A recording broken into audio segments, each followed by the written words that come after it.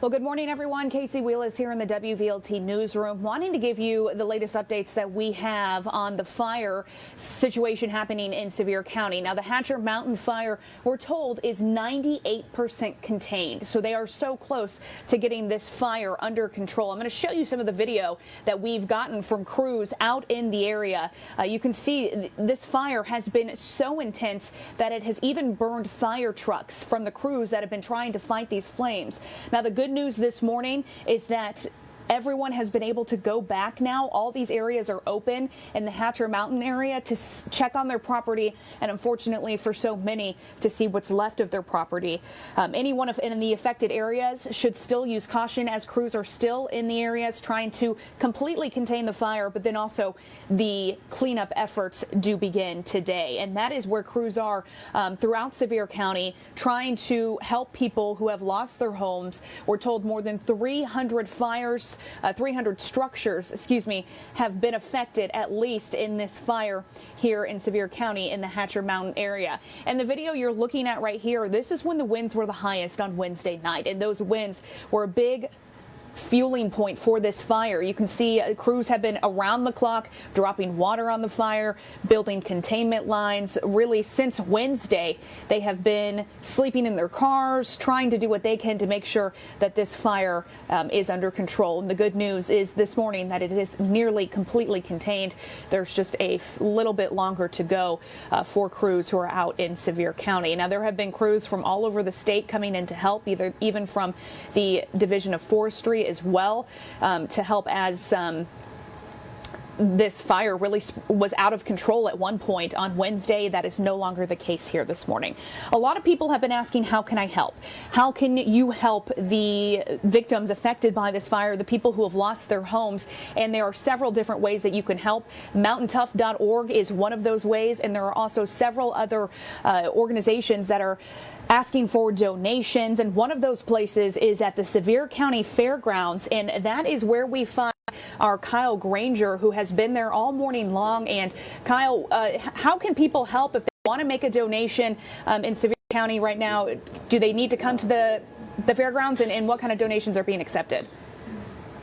Yeah, just come right to the fairgrounds. You pull through, you tell them what you're here for, and there's folks outside that can make the process real easy for you, almost like a drive-through service, if you will, to drop off any of those donations. But I tell you, Casey, if you lose everything in a fire, you really need everything that you could possibly imagine. So just kind of take a look around here. This is the toiletry aisle, where we have toilet paper and hand towels. We've got washing stuff for the laundry. We've got dish soap. We've got disinfectant wipes, paper plates, napkins. All of that here, as well as some drinks and Gatorade on the other side, snacks in the back, not to mention clothes and some of those other things that we think about as well. Now, Mr. Jerry Ware is with us, and he's been out here kind of helping to organize this. And you did this in 2016, and we are back again helping do this. Why come out and help the community once again? It doesn't matter if you have 500 people or 2 people. If they lose their house, they need assistance. And Sevier counties have always stepped up to provide needs for those who really need it. And it's something you just can't ignore. You have to be part of it. You have to be there to help these people. We have such wonderful people in Sevier County that really step up. You were up at Boyd's Bear for I don't know how many hours back in 2016. We were just talking. We're dealing with more like 50 people as opposed to thousands of people. What's it been like this time to redo all of this over again? It's been much easier because we saw what we did wrong last time. We tried to correct that. And then I think we've also built trust among the people. So all we had to do is ask, and we had wonderful people step up and donate. Businesses, community leaders, just individual citizens who came out and have helped establish this.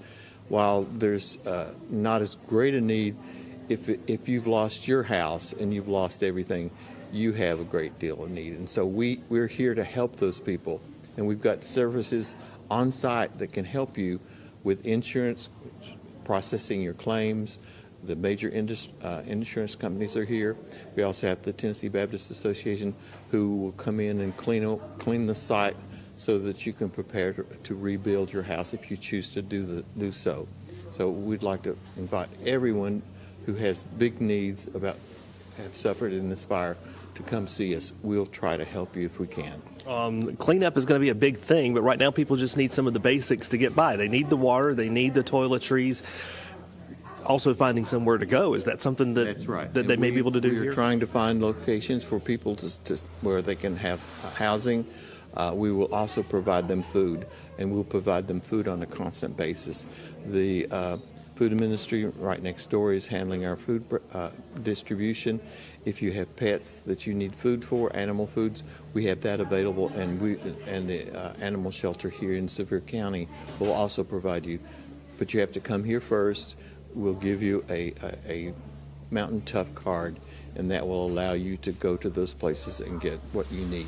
So is this a primary focal point to get signed up for Mountain Tough? And maybe even if you don't need something right now, is it better for someone to go ahead and maybe get into system so we know that we lost that house and who lived there or what have you?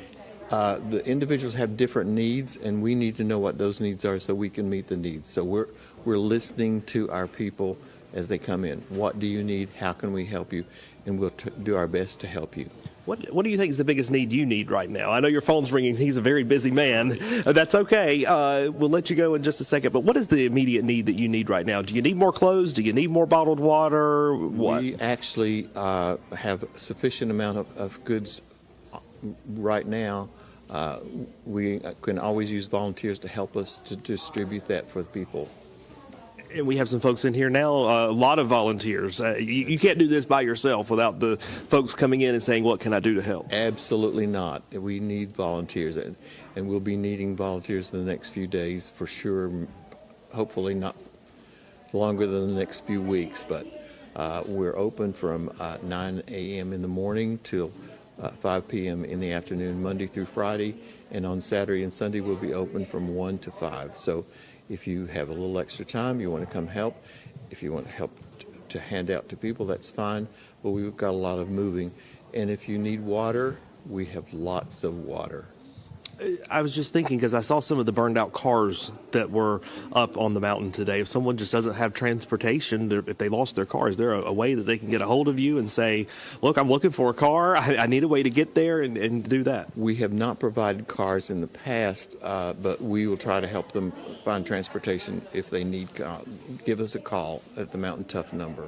Okay. Of course, that number is on WVLT.tv. So one more time, I'll let you go answer the phone call and see what's going on. I appreciate your time today, and thank you for doing this, once again, stepping up for Sevier County. Let me just kind of give you a tour of what's going on here. Again, this is kind of the paper products aisle, if you will. We've got some fresh fruit as well, and there's more paper products. We've got deodorants. We've got plastic forks and knives. We've got body washes, all kinds of snacks that all you can imagine here at the distribution center. Of course, this is at the Sevier County Fairgrounds.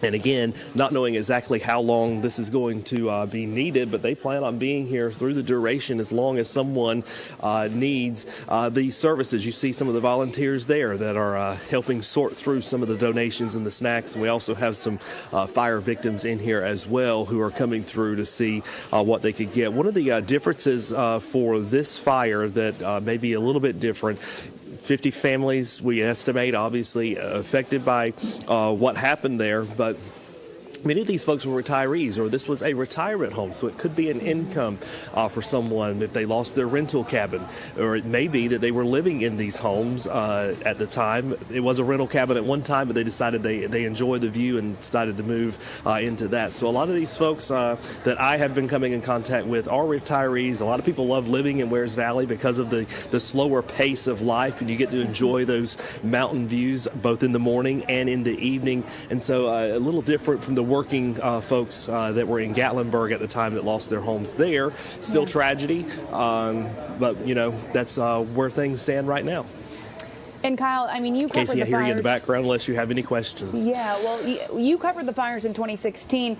We both were out there, and you've been out there the whole time since Wednesday when this happened. I know a lot of the pictures seem similar, but it seems that crews and officials were possibly better prepared this time and better prepared for the cleanup now. That is the stage that we're in. Well, that was something that Mr. Ware was telling me right before you came to me, Casey. They didn't have folks here when the victims were coming to get these supplies. They didn't have anyone here that could talk to them about how do I begin cleaning up. And so that was one of the lessons that they learned back in 2016. Who can come in and actually take care of removing a foundation, removing all of this ash, all of this debris. Those resources, they had to go track that down back in 2016. But now they're going to bring those people who will do that kind of work here so that they can go right to one location and get everything that they're going to need over the next couple of months as they put everything back together. There were multiple after action reports and surveys and studies that the county did after 2016 to say what went right, what went wrong, how can we make it better so that we don't, you know, they're pretty confident. I hate to say that word, but fire officials are pretty confident this is something we're going to be dealing with over the next couple of years, especially with all of the growth that we have. We have a lot of wooded areas across here, and as you know, any little spark can spark a wildfire in a quick instance like we've seen here over the past couple of weeks or so. And so they say this is something that we have to learn to live with and manage, and so that's why they want to be prepared for it. Many changes, and I was thinking on the way over here earlier, Casey, we couldn't even make phone calls during the Gatlinburg fire because it took out that cell phone tower. So they've made improvements trying to get more cell phone towers across the county so that we're not relying on just one to service potentially millions of people on a busy weekend in Sevier County that are visiting here. There was no communication. There was no way to get that information that you need to evacuate the area out at all, because I couldn't even call the television station and say, hey, you know, this is what's going on. Our cell phones went out, the landlines went out, the internet went out. There was zero communication from Gatlinburg and to anyone who was in Gatlinburg at that time, simply because of the loss of that communication equipment. Yeah. All right, Kyle Granger reporting for us live in Sevier County. We appreciate your work. We appreciate you keeping us updated, and stay safe out there. And we will continue to post all of that information if you are wanting to help on the WVLT News app. We also have a link to the mountaintough.org link there. That is the same organization that came together in 2016 to help the victims of the Gatlinburg wildfires, now relaunching again to help the victims of this wildfire. So if you feel compelled, if you want to make a donation, if you're watching this from out of town and maybe you can't make it to the Sevier County Fairgrounds to physically drop off a location, mountaintough.org is the website that you need to go to, and you can make a donation there, and all of that will go towards the efforts to rebuild there in Sevier County. 300 structures, at least 300, have been affected by this fire, so there is a lot of cleanup still to be done, and really within yesterday and today's the first chance that a lot of property owners have gotten to take a look at some of the damage. Now, I do want to also share with you some incredible stories that we're hearing coming out of Sevier County of people who were brave to go right into the flames to try to get people out and get people to safety and try to save as many homes as they could. Our Jared Austin actually spoke to one of the firefighters who was in the middle of the flames and didn't know if he was going to be able to make it out. This is at the top of Hatcher Mountain, right inside the Von Bryan Inn. You can see several fire trucks just turned to rubble. You can smell the burnt metal, the burnt gas out here. And it was at this place that the 20-year veteran Jim Carr thought his life was coming to an end. Carr was working to put out the Hatcher Mountain fire in its beginning when suddenly he was trapped. He says it was probably only 30 minutes to an hour, but it felt like an eternity. His wife and friend were calling him, hoping to hear he was safe. After the third call came in, the first thing he could tell them, he was trapped. One of his coworkers asked if he had his thermal device to detect where cooler areas were. It was there, and he was able to get out before being burned.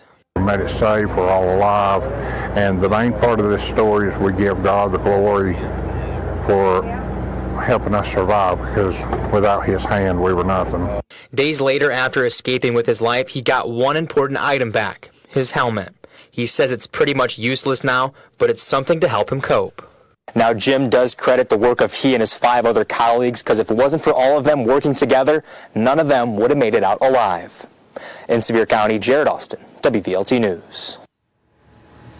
That is just one of several stories of bravery and the courageous acts of these volunteer firefighters and firefighters throughout Sevier County and neighboring counties as well. Many of them also played a part in 2016 and knew just how dangerous these fires could be, but they went towards the flames anyways to save the people of their community and to also save as many structures as they could. So the good news for those of you just joining us is that the Hatcher Mountain fire is 98% contained. It is almost completely contained. Crews are monitoring hot spots today as well. Now that fire risk is very high again today, so a reminder not to burn. In fact, most of the counties in Tennessee are not issuing any type of burn permits today because of the dry conditions. So it's important that you do make sure you pay attention to that warning.